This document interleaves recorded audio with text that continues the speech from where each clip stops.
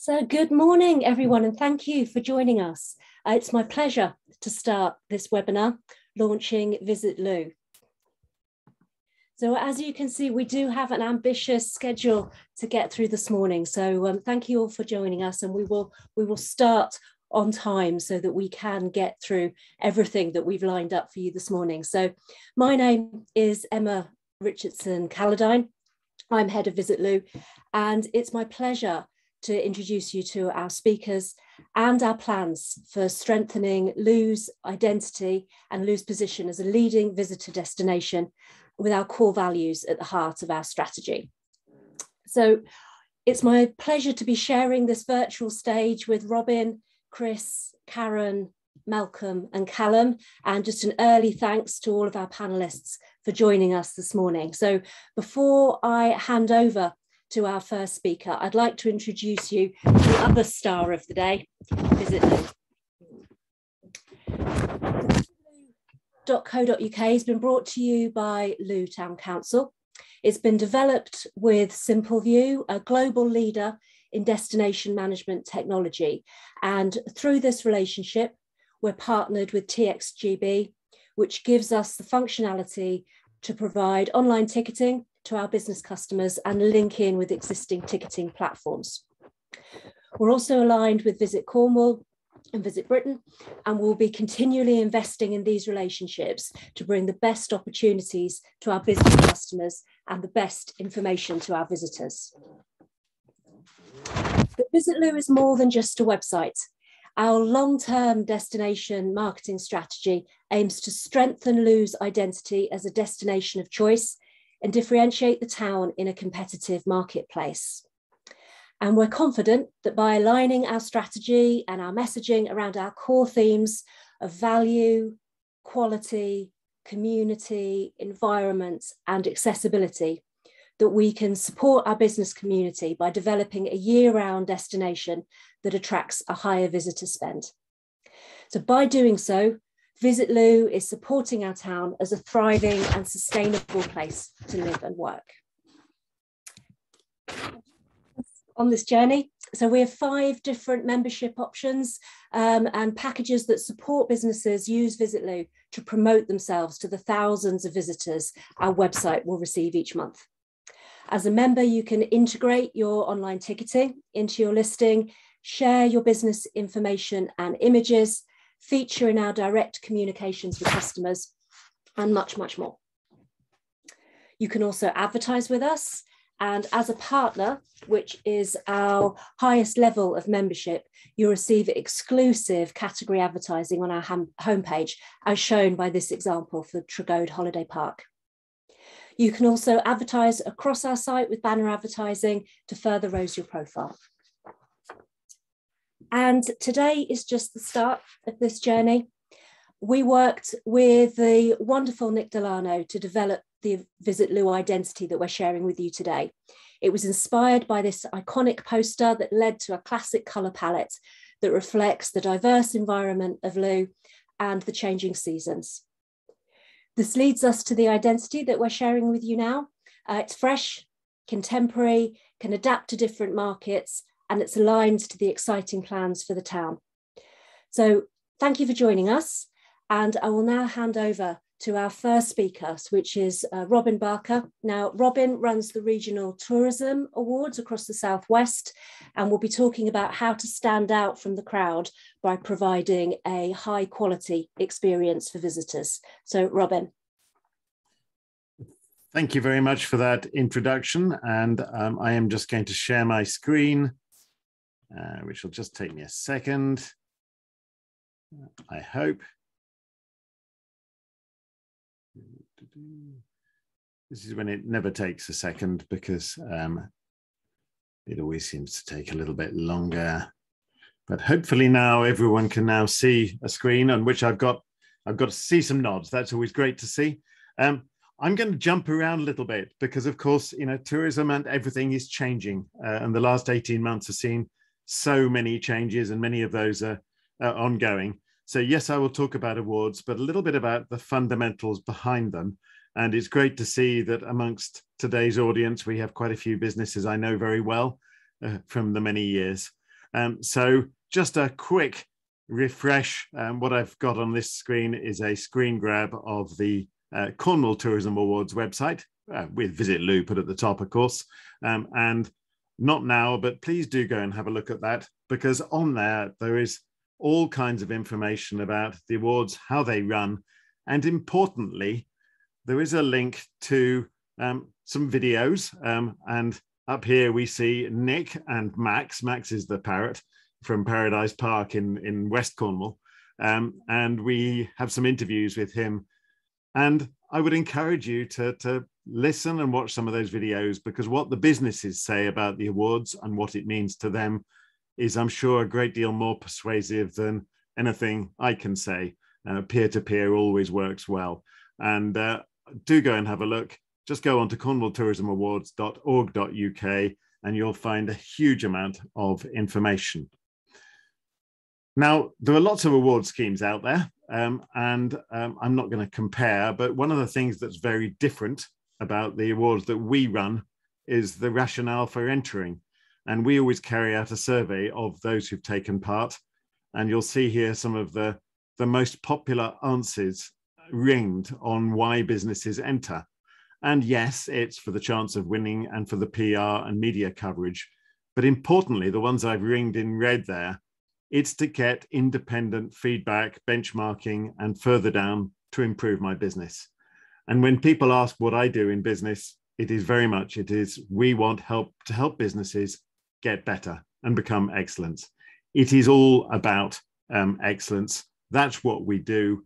And so, yes, whilst hopefully we organize some great fun events and people chat and maybe get a bit drunk, that's actually not the main motivator. The main reason is businesses getting better. And lots of quotes on the websites. I'm not going to read these, but here you have a pub that talks about the increased inquiries. We have a EcoPod glamping businesses talking about what it means to them as a business. Miler Sailing School, which is an accessibility winner, about boosting sales and taking the business to a whole new level. And Latitude talking about service and high quality experiences. There's lots more on the websites which you can look. And again, it's a lot more convincing than anything I can say. And just to help these awards stand out from some of the others, our awards are the only award scheme in the Southwest and the only one nationally in tourism to have achieved our own award, the Outstanding Accreditation from the Awards Trustmark, which has its own criteria about being open to everyone, not just members, independent judges, feedback to all the entries, non-disclosure agreements, clear scoring systems, and trained judges, and so on. And that hasn't always been true. We've changed and evolved the awards an enormous amount through the years, because no business in tourism can ever stand still. So we're quite proud of that accreditation that we have. One of the things that we love doing every year is running some workshops with businesses. And if this were face-to-face and if we had an hour or so, we'd make this interactive, and I'd ask you, why bother being excellent? And we haven't got time to do that, but I can tell you that when we do ask that question with tourism businesses, the answers we get are, it's about having a premium product. It's about actually delivering what customers increasingly want. Really importantly at the moment, it's about helping to attract staff, because staff want to go and work for excellent businesses that look after their customers and their staff, not those where you might get abused or shouted at or whatever. Yes, it's very much about profile, and linked to that, it is about profit. Hopefully, all of you are somehow still managing to make a profit in these difficult times, or surviving at least, but hopefully we can all move back into more profit and greater margins. And importantly, a bit of pride. And over on the right, you see some photos of Karen from the Sanctuary, who is speaking a little bit later. And just look at this, just look at the pride and the smiles on their faces when we actually hand delivered their awards trophies last year and sat and chatted to them and so on. Those are all really good, sound reasons for taking part in the awards. Now, I'm going to go off on a tangent a little bit, because of course, we all know that the last 18 months has been extraordinarily different. And one of the really good things that Visit Britain have done over the last period is carry out a survey every 2 weeks of consumers, asking them what their expectations and wants are. And you can Google this on the Visit Britain website. It's well worth having a good look at.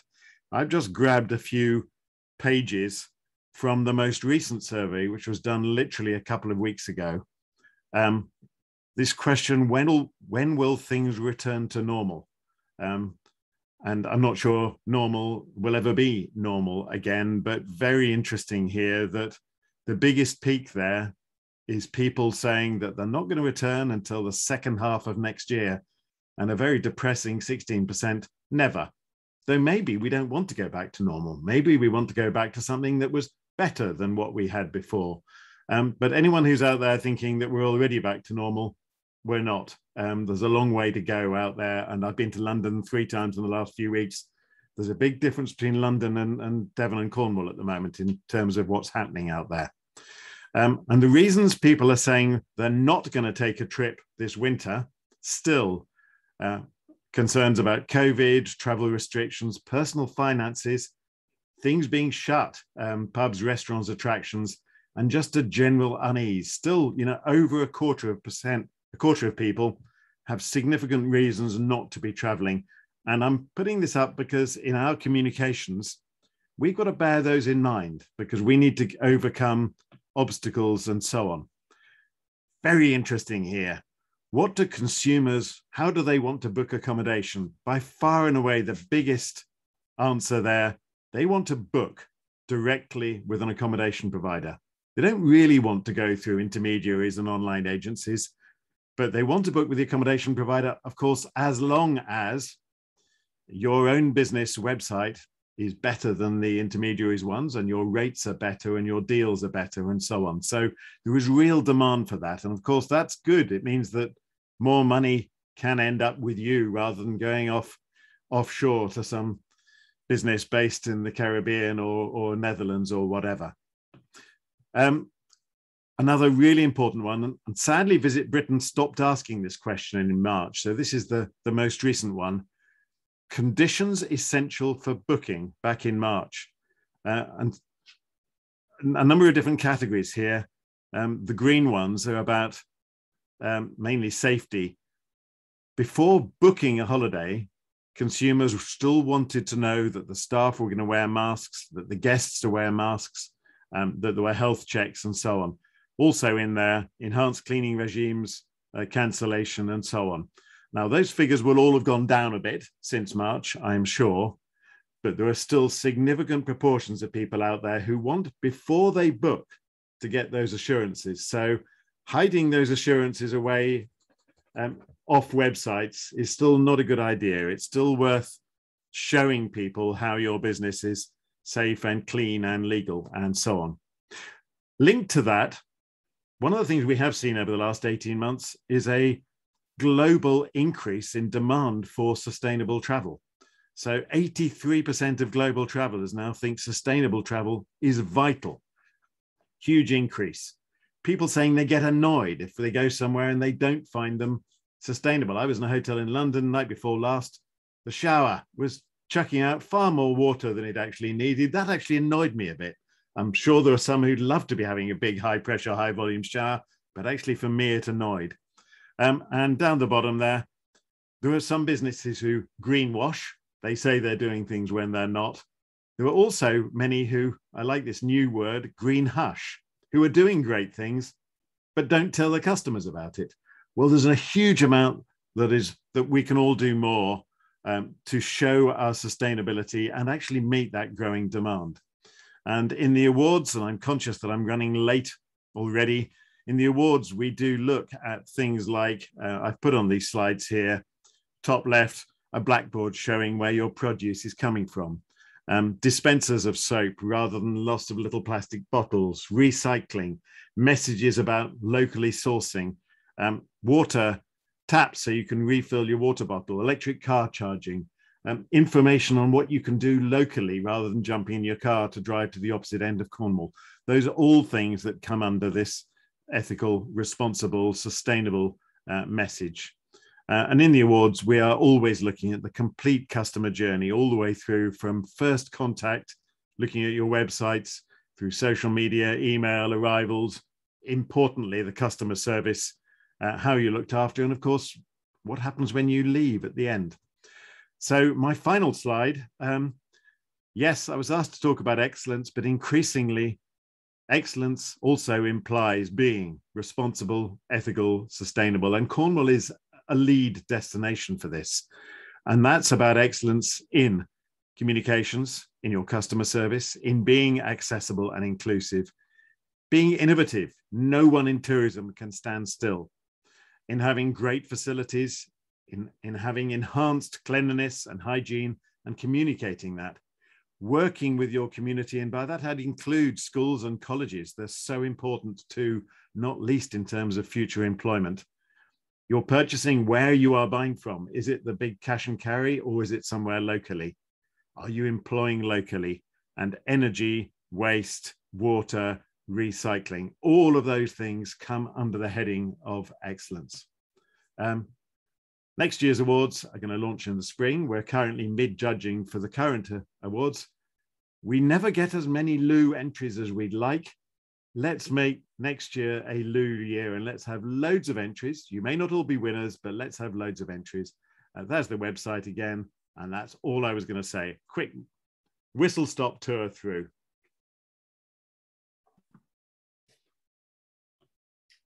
Wonderful. Thank you. Thank you very much, Robin. So yes, to keep to our ambitious schedule this morning, I'm going to hand directly over to our second speaker, Chris Hines. So Chris is Director of A Grain of Sand, co-founder of Surfers Against Sewage and former Sustainability Director for the Eden Project.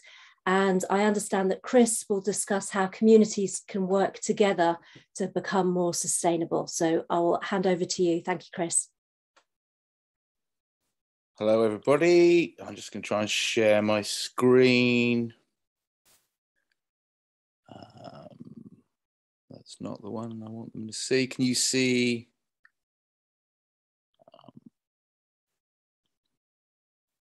Picture of a wave?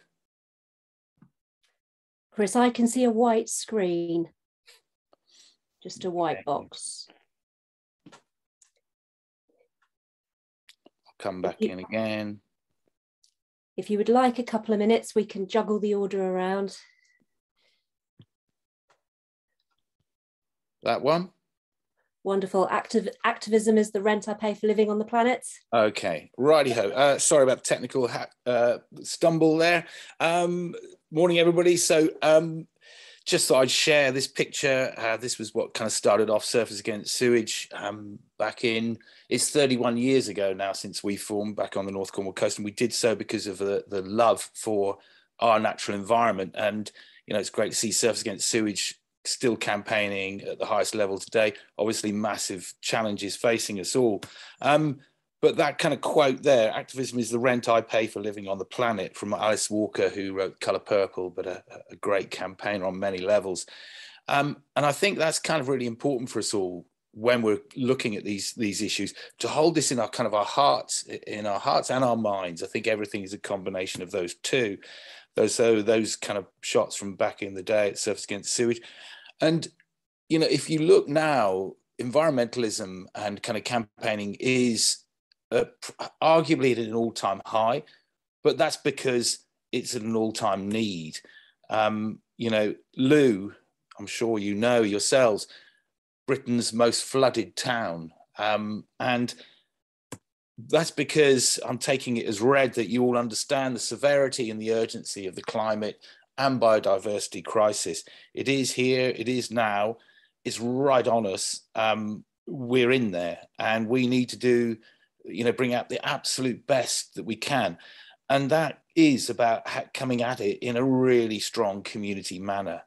But boy, you know, I just, in preparation this morning, you know, I was cruising around the plastic-free Looe website, and then I found that amazing film from the Looe Marine Conservation Group, you know, just staggering what's out there. And you learn something about the planet every single day. The St. Piran's hermit crab with the eyes, the colour of the St. Piran's flag, those kind of things are the things that we need to communicate.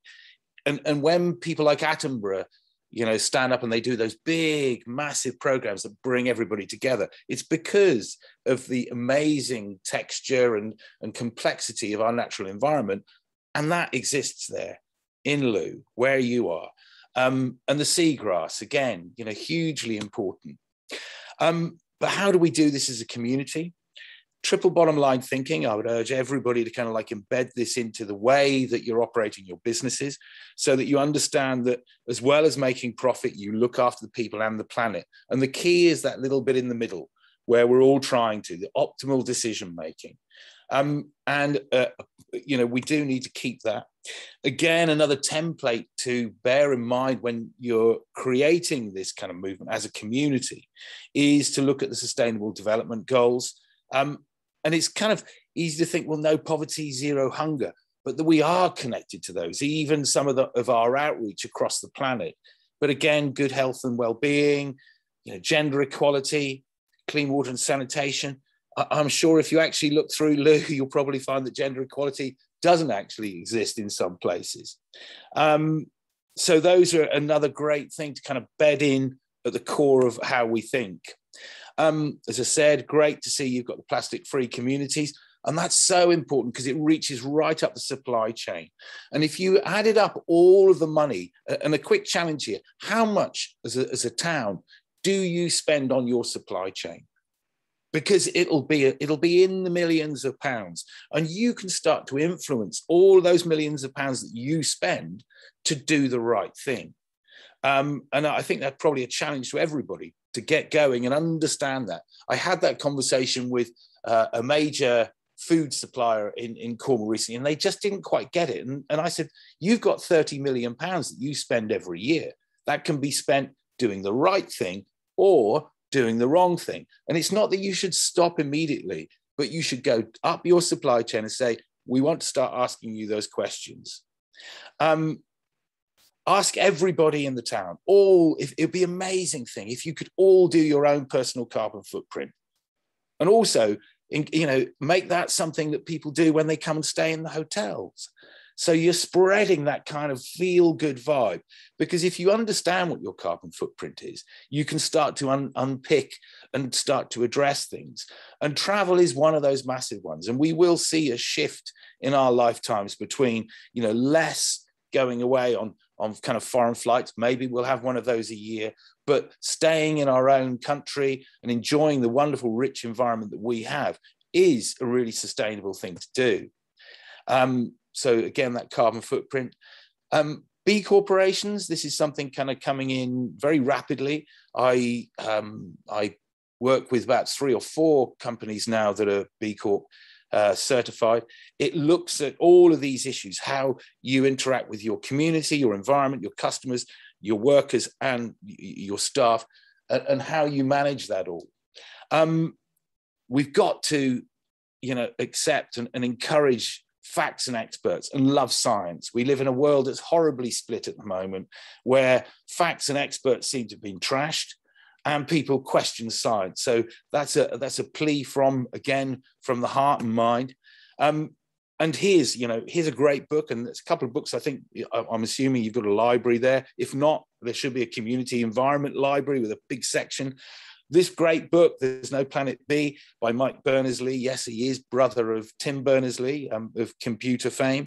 Even this one, which was a big struggle to read, Mark Carney, Values, Building a Better World for All. So that's the former governor of the Bank of England. And he's kind of saying, we can go out, we can do this, but there needs to be a shift in values. And that, chase of just profit will not get us into our better world. This is a great thing, less than £30 a year, you can subscribe to this and have it. And it's a brilliant tool. And it's kind of, you can get it electronically, but also, again, in the library. And people can come and look everything up, from your fridges and freezers, your vacuum cleaners, chocolate, soft drinks. And it gives you the ratings on all of those little issues. Really, really good kind of resource to have in the town. And this one, where does your energy come from as a town? And maybe, you know, like I live in a little village, Mount Hawke, and up on the hill, there's a solar farm that is equivalent to the whole footprint of all of the energy used by Mount Hawke. Now, we don't get that energy direct, but it is our own footprint. And maybe there is, you know, there's a brilliant guy called Jake Berniat who is based in Cornwall, and he does communities for renewables. So he also accesses money from government grants. And maybe you could kind of like set up a community energy grid and a hub that generates your own electricity, and also take some of the profits of that and puts them back into doing amazing things within the town. So Jake, another brilliant resource, he's used right across the country, a real brilliant guy. And, you know, electric vehicles, we've heard that one, but yep, get them in. Net zero, can you be a town that rises to that challenge? You know, start having those conversations and start thinking. Rewild people, and you know, this is one of the beauties about being on holiday, isn't it? Is that you can just take people who come from busy, you know, hectic lives and just plug them in and turn them into something. That's what we are. We are actually wild animals. And regenerative companies and systems, and again, going at the start, it's not that you just carry on and make do, but you regenerate. You actually give back and you start making our systems better.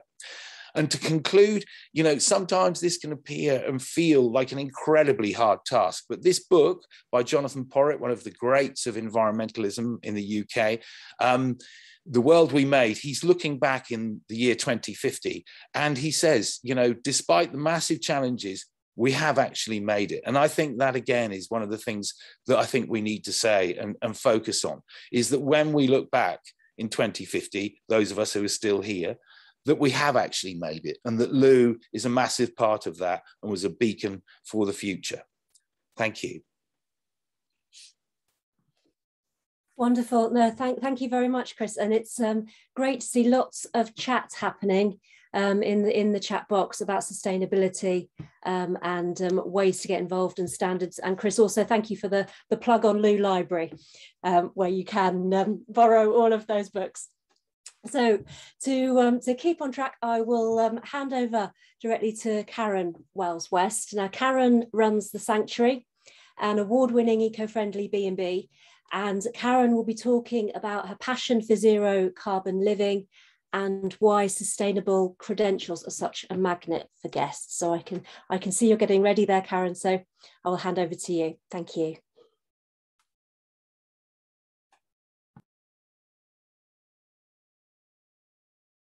Unmute. Right, hopefully everybody can see that. Are we okay? Yeah, excellent. Well, thank you very much, Fran, and it's wonderful to be invited to be able to do this morning. Although people who know me know I can talk for hours on this subject. So luckily for everyone, we've only got 10 minutes. So I am going to stick the clock going now. So what is sustainable tourism? Well, judging by a lot of the comments that are already on the message board, a lot of people know. So I apologise if I'm sort of preaching to the converted, but I'm just going to do it very, very quickly. So we hear things like green, carbon neutral, eco, sustainable. They're all really interesting, valid terms that people use, but a lot of the time, and I know Robin's already referred to a couple of things that I'm going to be talking about, and that's greenwashing. You know, stick a green label on it, stick an eco label on it, and people will buy it, but there's no real substance underneath it when you go to look. And believe me, I know I've been caught before. This is my personal version of what I think that we should be doing, is looking at the resources and the products that we use in a way that doesn't harm the environment. But we're also doing it so that eventually the next generations won't be suffering from our decisions as well.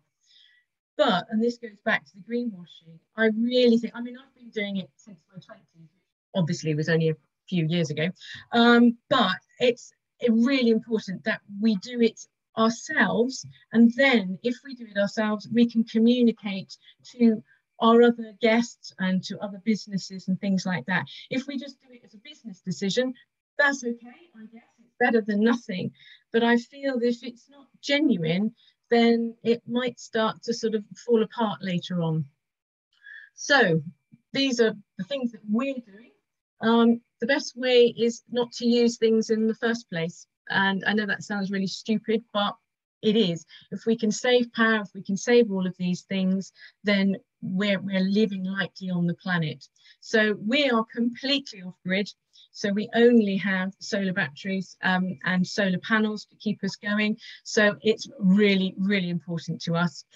Thank you, Chris, for the thing about the ethical consumer, because I've just joined that and I've got the paper versions that I can put in place to show everybody as well. And I love the thing about the carbon footprints as audit as well, which is fantastic. So I'm going to do those. We're always learning things from everyone else. Saving water, we have water butts, we have ponds. Our water actually comes from our own borehole. So that means that even if it goes into our drains and into our septic tank, it eventually filters out of everything, you know, into the ground again.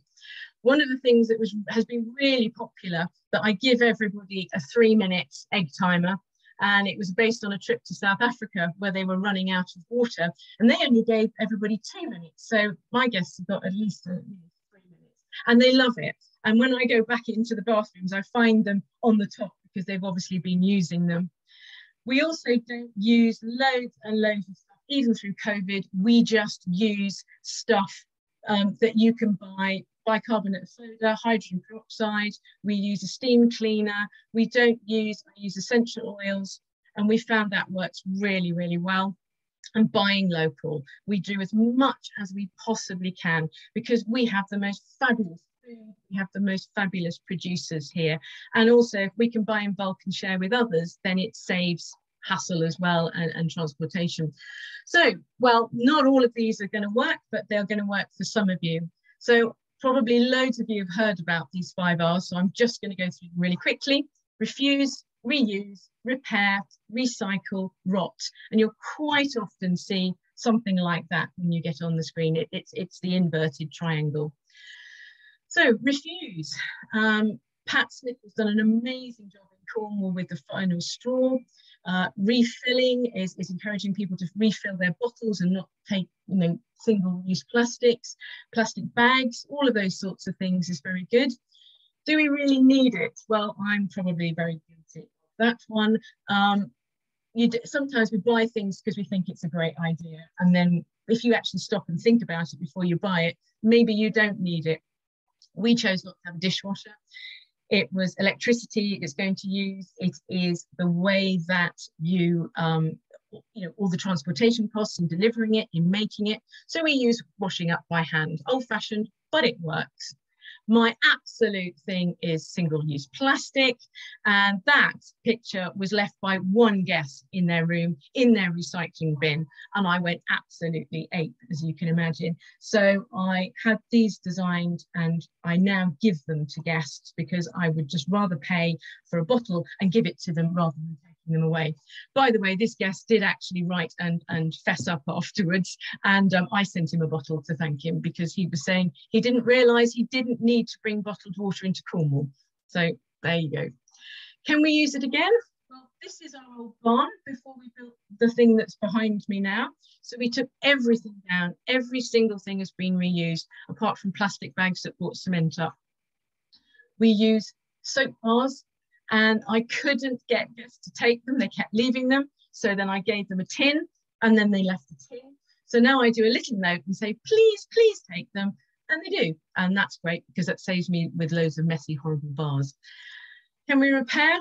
This is my bed linen. I spend a lot of money on the best quality, fair trade, got certified, everything. And then sometimes it comes back with marks on it. And they're only tiny marks. So I do these little embroidery things on them, but I put a label on them telling them why I've done it. And my dog towels get the same way. So my towels get turned into dog towels as well. So everybody wins that way. Recycle, everybody knows about recycling. We're using mats made from beach plastic, ocean plastic and cork. These blankets and the rugs are made from recycled plastic bottles. These are the old baths that were at the barn, and now we're using them in our vegetable gardens to collect water for watering all our vegetables. And we've also got we're trying out these biodegradable pet bowls, which are pretty good. They're lasting quite a few years, and then you can compost. And in there, there's also biodegradable soap, and there are biodegradable food bags as well. So rot is fairly obvious. That's a compost heap, except that's all made from everything that's left in the build and everything that we scavenge, as it were. It's a lot bigger now than it used to be. I don't know how many people know about these, but they're really, really good. This is the version that we use, and it's made out of recycled plastic. And you layer your bones, meat, all sorts of things with this stuff, which is a mix of molasses and oats. And then gradually it breaks down. You drain any liquid off, and you can use it as a plant food. And then when that one gets full, you leave it to rot down. You start on this one. By the time this one's full, you can then put that one in your compost heap, or you can dig a hole and put it in your vegetable garden. And obviously things like wool, cardboard, all of that sort of stuff that we actually now have delivered in because it's so useful to us. And yes, I'm afraid it is going to cost. A lot of these decisions are not cheap. And that means how much profit is acceptable. And as Robin was already saying, so many businesses are really, really struggling at the moment. And so it's not always viable at the moment.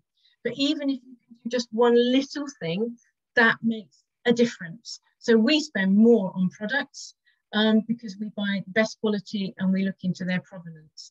But then sometimes, like buying the dishwasher, we save that money because we don't buy that then. We do pay staff as much as we possibly can, because everybody has to make a living from tourism, and not just the people who own the businesses. Now that, again, is a moot point if you're struggling to find staff and they're leaving and everything else. I mean, this is only what we do. It's not always applicable or helpful to you. We invest in local businesses. We're a tiny village, so we always support our local pub. The kayak company that used to be ours is still in the village, so we send as much business as we can to them. But it's all things like dairies, the farms, everything around us as near as possible, so we don't have to travel.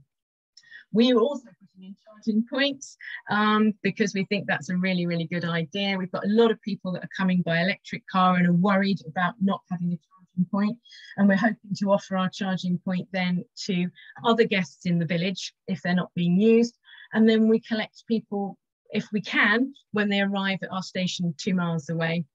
And they are always coming in and they're using things and bringing straight into our actual community, not just into Cornwall.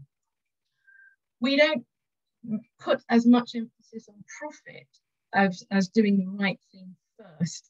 That's not always applicable to other things, and I'm not saying that that's right or wrong. This is just what we're doing. We've planted 100 fruit trees that we may not possibly see the bounty of, but they're there for the future, and we hope they will be. And this was the best reward that thanks to the Tourism Awards, by the way, one of the things that came out of the judges was to do a survey.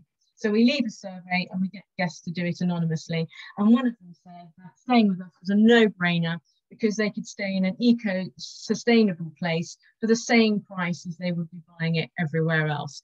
I've got them, they'll come back and they'll keep coming. And I think Cornwall is probably one of the most sustainable destinations already. But if we can make it even better, well, that's a win for everybody. So if we can help you, because I can't do 10 minutes, it's hard for me. But if we can do anything to help, just please get in touch and we'd be really, really helpful. Thank you. I think I'm through.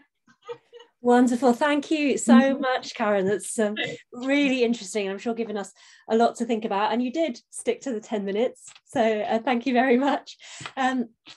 Our next speaker is Malcolm Bell, which I'm sure all of you are familiar with as Chief Executive and Marketing Director of Visit Cornwall. Now, Malcolm's presentation focuses on regenerative and sustainable tourism and why that's vital to the future visitor economy in Cornwall. Now, unfortunately, Malcolm wasn't able to join us live this morning, but he has sent his presentation in by video, and he also struggled to keep to the time. So we may be running slightly behind, but I will do my best to get it back on track. So I'll hand over now to Malcolm.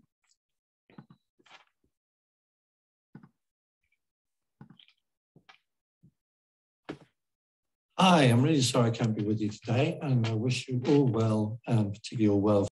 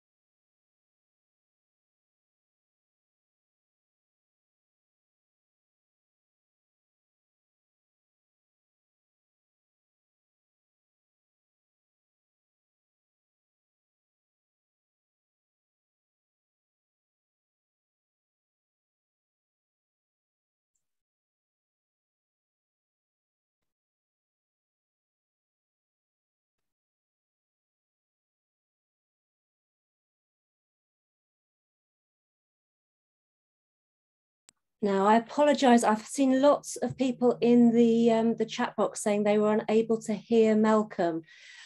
What I think I will do is I will try. Emma, yes, Callum. I think it's when you put your sound on mute, we stopped hearing him. So if you put the presentation but don't mute your mic. Wonderful, wonderful. Basic error. Okay, I will try that again. Apologies to everybody.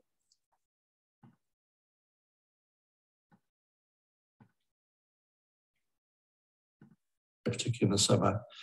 And so why do people love it? For the obvious reasons that are there. It gives you a business, helps you stay in Cornwall, helps you build a career, need more of that, and gives lots of facilities, wonderful festivals and events, and look at their wonderful gardens and everything else, as well as that cultural activities. Why do people hate it? Over-tourism, word that didn't really appear until the last few years, and is now going strength, and particularly in Cornwall, particularly on social media. Obviously, the environmental impact, traffic congestion, some of the attitudes of visitors, which, by the way, I was on a European call, and it's right across Europe. It's right across. Something's happened to people during a pandemic. So, although it's bad and we don't like it here, don't think Cornwall's special or even Britain's special. It's right across Germany, Spain, everywhere. Obviously, there are the big issues around second homes and the housing crisis in Cornwall, and that impact generally on the community, but also on their day-to-day lives. And the issue around employment, maybe considered too many low-quality jobs, poor employment practices, and as I said, the impact on affordable housing. So why do people tolerate it? Well, in 2012, we did a community attitude study that was then 89% of people felt it was good for the area, and the vast majority very good.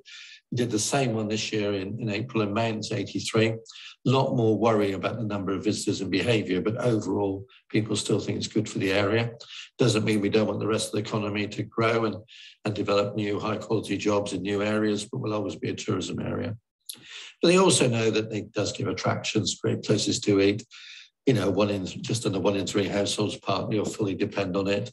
Lots of people in my own family, from carpenters to accountants, depend on it. And obviously it's the jobs there, the economic impact, and it has helped project the great food and drink products. It's great to see beers all across the country, as well as food all across the country. So what do people want? You know, what do the people of Cornwall want? Well, this has sort of really come out of the community attitude study. They certainly want to avoid over-tourism, don't want those volumes, don't want the negativity that comes with that. But they also, most of all, want to protect the quality of the environment and the quality of life of the people that live here. And they want to develop those mechanisms that will actually make sure we can manage that situation. You know, we shouldn't be a victim. You know, people have had a go at me this year. You should tell people not to come on or whatever, or to stay away. That's not in my power. It's not in what I do. We're a free country. But there are things we can do, and I'll come on to those later on. And we do need to up the quality of employment and training. Wages are on the rise, which is great. It will give us competitive and cost issues, but that's something we do. But there's accommodation for staff, all sorts of things. And we want to maximise the circular economy. That's what people want. They want maximum benefit from tourism. And if there is growth, and we do need growth if we're going to help those employed in this sector, it's got to be in the winter and the deep cold shoulders. So given that, we can make it a force for good for the region with the right policy decisions and right interventions and actions. And it should be a good for the local communities, not just about the economy. It's got to be good for local communities, good for improving the quality of life, good for employment of local people and local businesses in the circular economy, and also help with the whole issue around the quality of the environment and the diversity of nature and wildlife. And those aren't impossible things to do. So New Direction will be about increasing the love, minimizing the hate, and tolerating into understanding, because although we still tolerate it, we know why we are. So we remove the hates and we build on the love and the tolerance factors. So how do we do that? 3 major drivers. One is to ensure all tourism is sustainable and regenerative, and sustainable has always been around for a long time, but to my mind was always and is now really seen as do no harm, but don't make anything better than really. Regenerative is how do we do it so that actually things not only don't do any harm, they actually improve things, wildlife, community benefits, wider environmental benefits, tackling climate change. They can all be in that regenerative development, and tourism can deliver on that. And we need to increase the value. As I said, regenerative is about the quality of life. More events in the winter, more activities that are designed around the communities also helps tourism, but actually improves our quality of life. Same with businesses, filling those beds at times of year they'll be shut. It helps the suppliers, it helps the bakers and the butchers and everybody else and the fishmongers. And therefore we can be clever and target so that we get the maximum benefit. And we should be, as a sector, a major driver in delivering the net zero region ambitions for Cornwall. So how do we do that around the sustainable regenerative? We do need to look at how we actually can develop, and it might be through the planning system, might be through licensing, but we need to make sure we don't have over-tourism. Over-tourism is no good for local people. It's no good for the environment. It's actually no good for businesses, and it's certainly no good for visitors, actually. So there's nothing to be gained from over-tourism. The first step of that should be a robust registration fee. So all accommodation providers must register, and that is possible. It's in the 1969 Tourism Development Act, and there's a consultation in November, and then we'll know and make sure everybody is legal and compliant. This isn't having to go to Airbnb and other platforms. It's making sure that everybody is playing on the same playing field, and somebody just can't quickly open up for 3 weeks something that isn't legal and safe in August. So it's a matter of, it is part of the mechanism of helping to control over tourism, but we might have to go further. And the other thing is any growth must be a bit of dispersed. There are areas that can take a bit more visitation during the summer, but that's probably distributing rather than growing.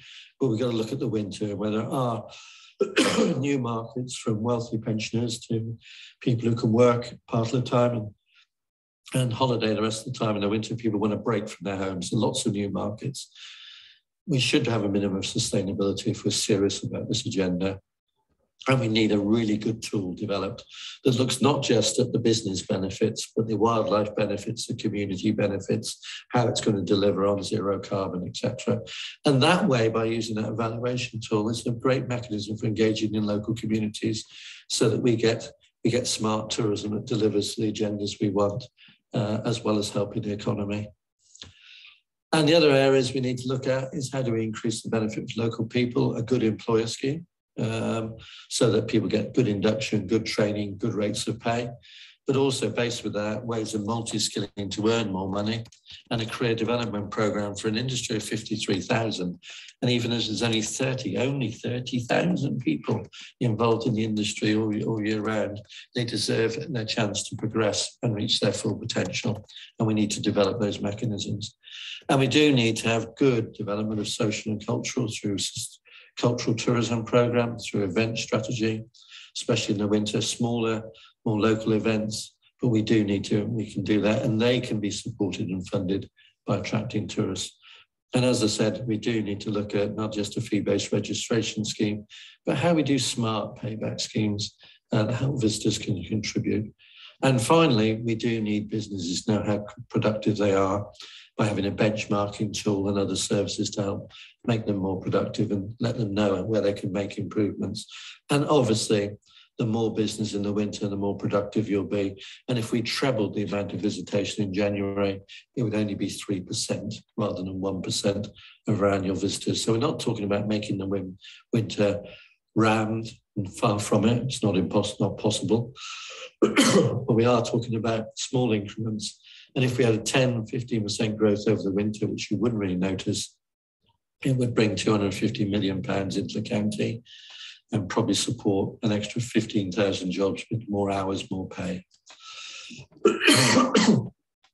And finally, on net zero, which is one we'll work with the council and others on, we do need to know what a good carbon footprinting tool is for this sector and many other sectors, how you benchmark yourself against another business, and how you actually look at those areas when it comes to when somebody comes knocking on the door or an email about this new carbon initiative, or get your ground heat source pump, sorry, got that one wrong, or your solar panels, you get independent advice to what is the best thing that you can do for the money you've got for the biggest impact on you, Cornwall and the planet.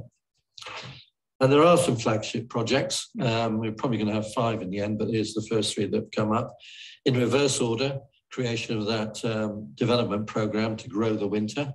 We've had great coverage of Cornwall. Unfortunately, it is all blue sky all the time. Blame me for that, because they tend to use a lot of our film. We need to have a great winter programme that brings people down the time of year we need them into the places we need them.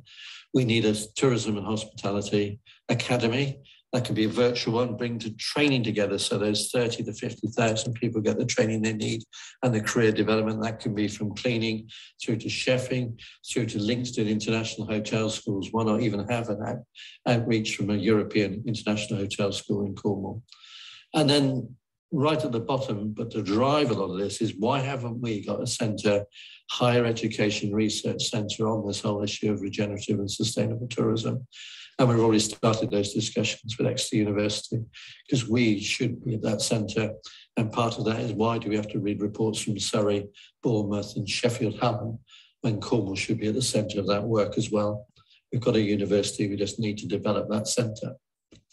So the priorities are policy-wise, compulsory registration scheme, I've talked to you about that, but also tourism proofing. Not saying that tourism is special, it's just when things are decided, how can we maximise not just the employment and economic, but the social and community, using that 360 evaluation tool that takes into account everything that the visitor economy can deliver. And as I said, compulsory education, lots of providers out there. We're only talking about people taking 5-10 minutes to register on a database. Everything else you have to do to reapply might only be 2 minutes a year. And then they would have to then obviously be able to be contacted, help with training and advice, also to have a robust inspection scheme where it's needed, but to bring everybody within the same fold on the same playing field. It will rattle out providers, I know that. It might rattle out 5,000-10,000 people who aren't doing it right, but only operate in August, and that is adding to our over-tourism challenges. But also it's not right that people aren't abiding by the laws of the land and competing unfairly to the established sector. So what next? Let's gain the agreement. Maybe you can all have a chat over a coffee, which I was there to discuss it with you. We're meeting with the portfolio holder and hope to meet with the leader of the council and the MPs between now and the end of the year to get endorsement for this approach and sign it off. And then we get on with delivery plans, looking at funding, inspire the private sector. The private sector deliver most things in tourism. They do deliver everything in tourism, but we can nudge and help them to deliver better and more wisely for the future. So I hope that's helped you with knowing where we are on the policy side. Visit Cornwall will be is developing its own new website, brand new website for next year. And we're looking to link up with the associations better and join with Visit Looe in making a better deal for Cornwall. Wish you well. Shame again I can't be there, but wish you well for everybody in the room after a very busy summer, and wish well to obviously Visit Looe. Thank you very much. And here I appear. I should have said that in person rather than on the screen, but I wish you well and thank you, and I am sorry I can't be there.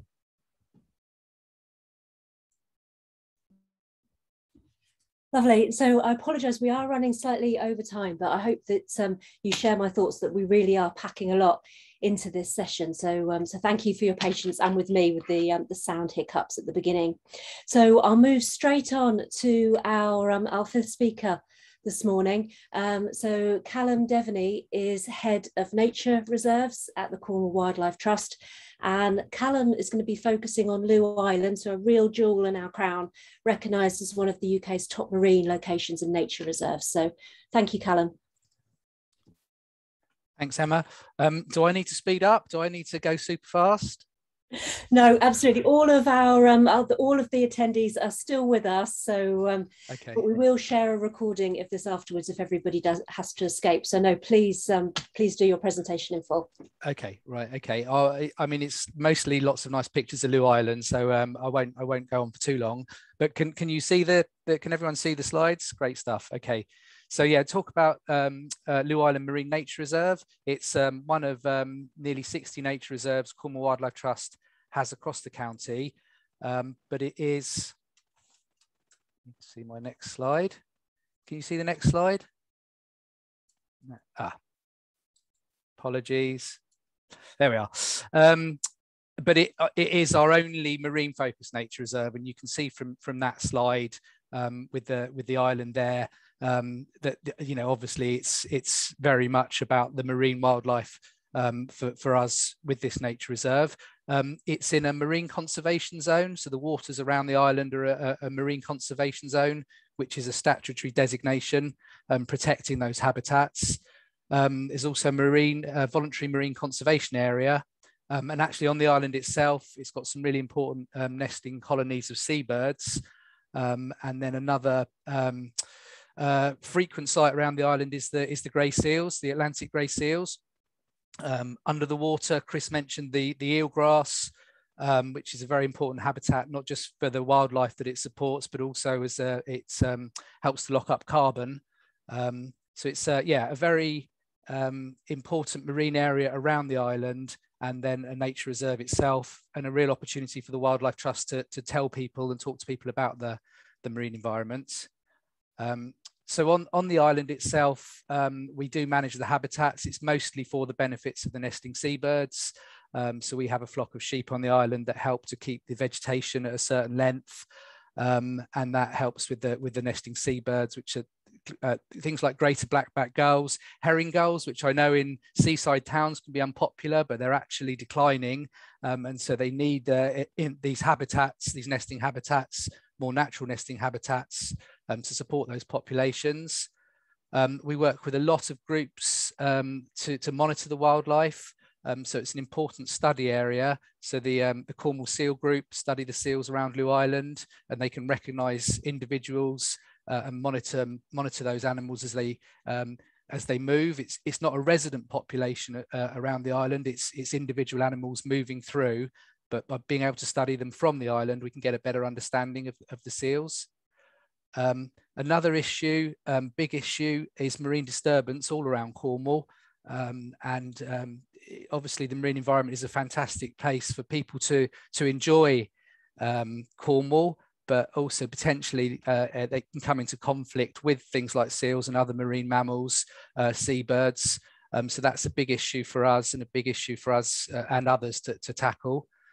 We do have obviously the opportunity on Looe Island to welcome visitors, so it gives us that chance to talk to them and say, perhaps if you're in your kayak or if you're on your paddleboard, how you should behave and how you should treat these animals with the respect that they need.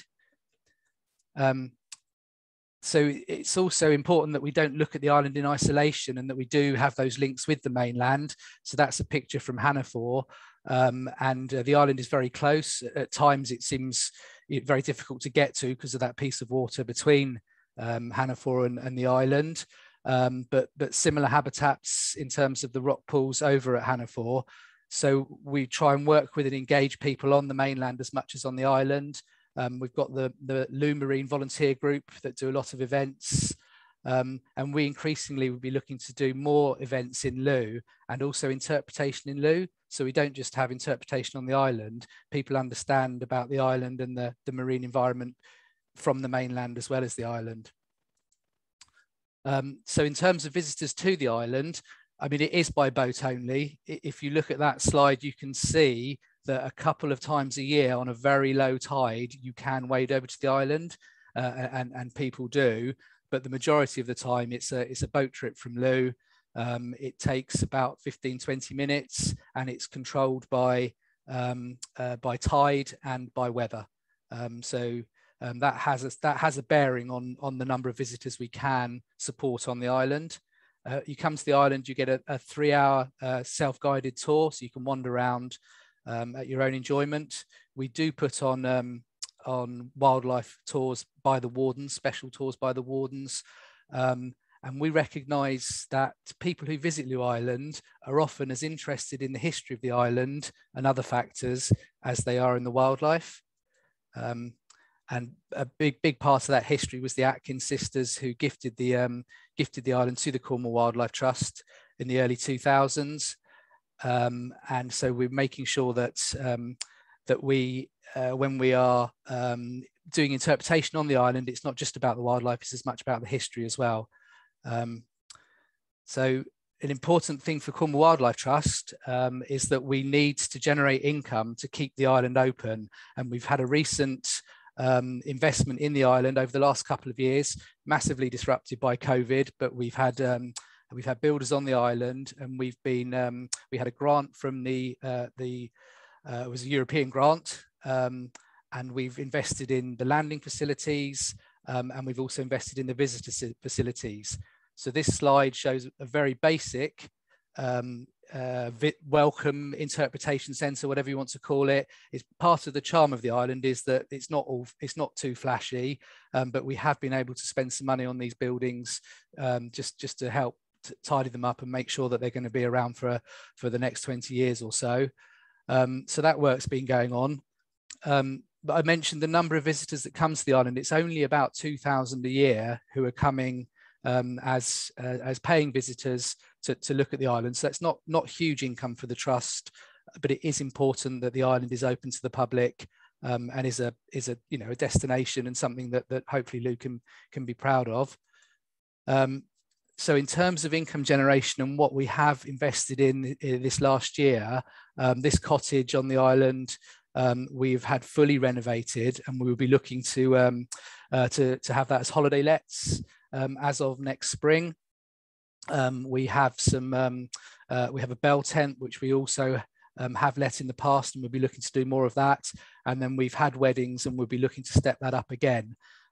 So we need to have it's not really about quantity with Looe Island. You because of the weather, because of the tide, you can't get thousands of people there. So it's about quality, and where we can maximise income, the income that we need to keep the island open. That's how we do it. A lot of these opportunities, we need to work with people in Looe. So when we did weddings before, we had to have a joint venue in order to run those weddings. So that relationship between the island and the mainland and the town of Looe is really important. Just sort of finishing up, there's been a theme of sustainability today, and one of the great things we were able to do with this recent funding was we've now switched over to renewables. So this slide shows the generator shed, the old generator shed. It's actually on the left-hand side. You can see these old glass containers, and these were the really old batteries that used to be part of the island's energy system. For the whole time the trust has had the island, we've had diesel generators, and in that shed there is the current generator that works, and then its predecessors, two old generators sitting next to it. And we've just had to bring diesel over from the mainland on the boat in these containers. So a couple of weeks ago, we switched over fully to PV and wind. So we now have this is the battery storage and the backup generator. So yeah, we've turned off the diesel generator. We're fully onto renewables now, which is fantastic for the island, but it's also a brilliant thing in terms of the visitors. So as well as talking about the important wildlife, talking about the history, we can actually take people around the island. They can look into the old generator shed, see the dirty, I mean, it's filthy in that room, the old generators, and then they can see what we've done more recently. So that's answering that question that Chris said about where does your energy come from on an island. It's really easy to demonstrate and show people how we're doing that. So yeah, just to sum up really, Looe Island is a really important marine nature reserve for Cornwall Wildlife Trust, and it's a massive opportunity for us to bring people over and tell people about it. But the way we do that, we need to be careful that we're not spoiling what we're showing them. So we are looking at sustainable visitor management, and some of that may involve people seeing the island from Looe, not necessarily coming over, but enjoying it from Looe as well. Oh, thank you. Thank you, Callum. And just looking in the chat boxes, I think people are doing sort of virtual happy dances at seeing the renewables on Looe Island. So apologies again, we are running slightly behind, but you are all still with us, so we must be doing something right. So what I will do is I will hand over to a colleague, Sue, who is busy in the background, and she's been collecting a couple of questions which we will put to the panel before I finish and close up the event. So Sue, may I ask for the questions from you? Yes, thanks, Emma. We had a question from Edwina Hannaford on how can you reconcile the carbon cost of visitors travelling to Looe and their carbon footprint while they are here, i.e. touring around with a net carbon neutral Cornwall. And she says 25% of our carbon footprint in Cornwall comes from vehicles using fossil fuels. Okay, thank you. So if any of our panel would like to contribute to that answer, please unmute yourselves so I know that you do have something to say. I mean, certainly from a Visit Looe point of view, great question. And, you know, we're well placed with the rail network. And I know the Looe Town Council is in lots of discussions about e-bikes and lots of connecting trails and also complementing that with the rail network. So that is something we're proactively looking at. Robin, did you have something to add? I don't have an instant answer to it all. I don't think anyone does. Tourism involves travel, and travel inevitably does create carbon, however it is emitted. But there's a huge amount that we can do collectively to mitigate that. Not least, you know, when people arrive, if they then try not to use the car and try and park it up and actually discover what's on their doorstep. If everyone really knew what you could do from being based in or near Looe without going near the car, it would be far, far better. And wouldn't it be great if there was an incentive to park cars for a long time rather than a short time? Maybe the rate's going down the longer you stay rather than going up. Now there's a cranky idea, but encouraging a rail and so on. So yeah, I mean, it does involve travel.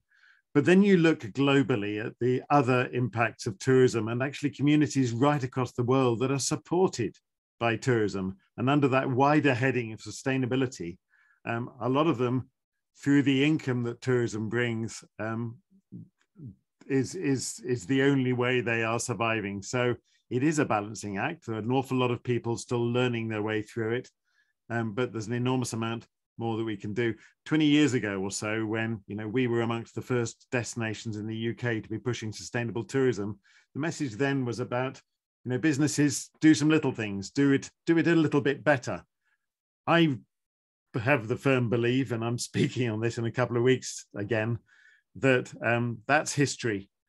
We now need to get sustainability and ethical and responsible tourism within our DNA, to use the phrase. It should be right at the heart of the business and what drives everything else, rather than something that's a bit of an add-on. And I'm going to be having a go at Visit Britain on that in a couple of weeks, because I think that to date they have been followers rather than leaders.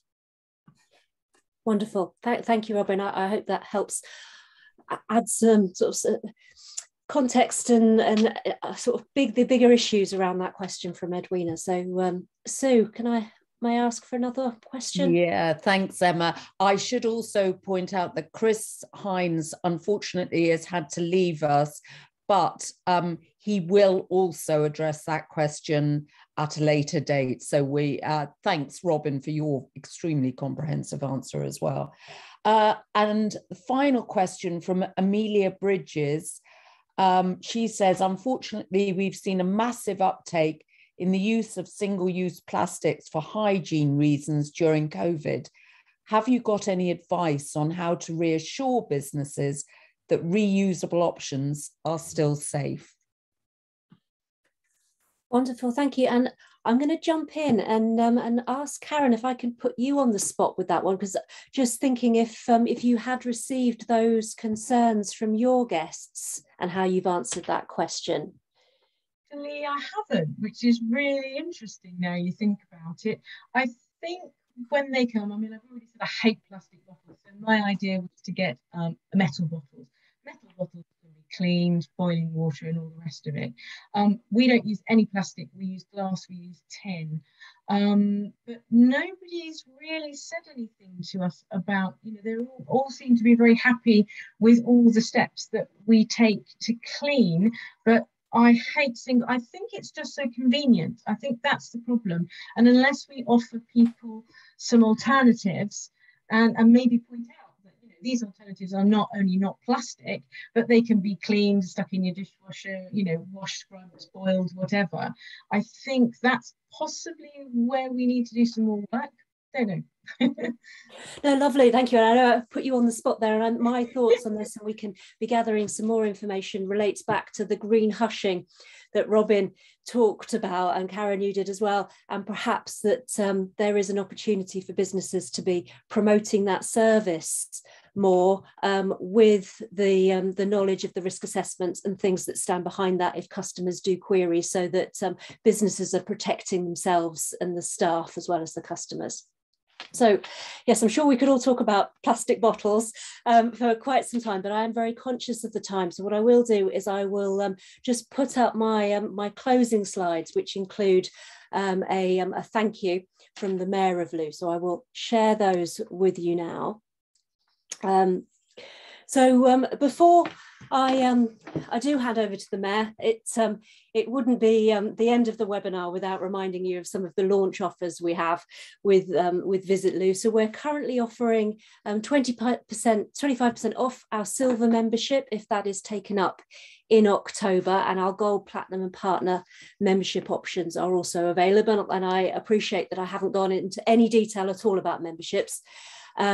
And banner advertising also, if you sign up this month, then we're offering £100 per 3 months for advert if you do sign up with us this month.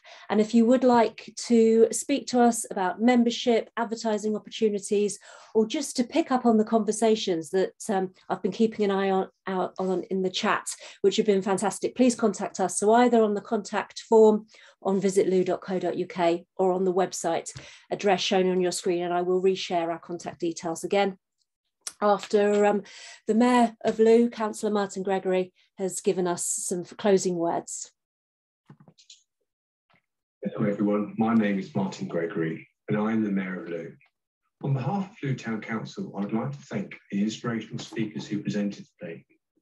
Visit Looe is a flagship project for the council, and we are confident that it will drive the economic growth of the town and that businesses will support its growth. Thank you.